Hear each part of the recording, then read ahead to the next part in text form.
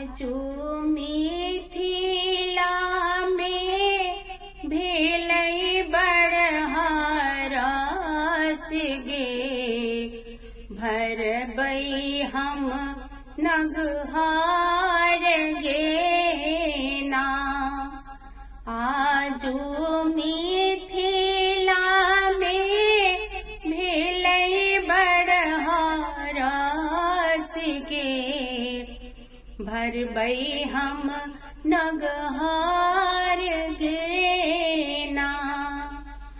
नव कलश मंगाएब सिंदूर पीठार लगाएब, नव कलश मंगाएब सिंदूर पीठार लगाएब, पियर वस्त्र सो झाँपब हम नगहार गे, भरबै हम नगहार गे ना।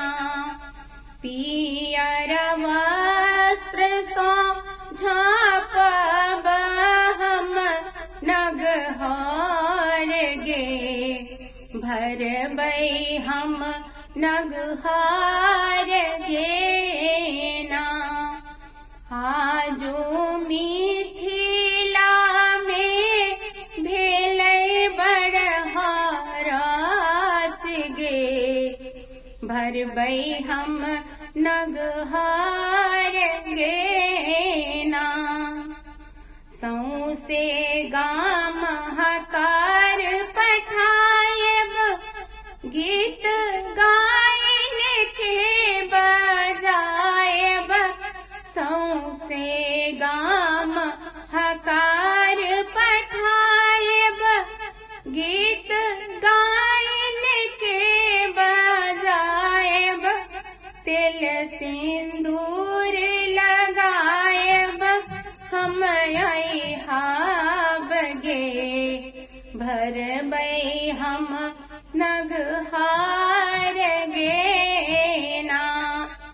तिल सिंदूर लगाएब हम अइहाब गे, भरबै हम नगहार गे ना।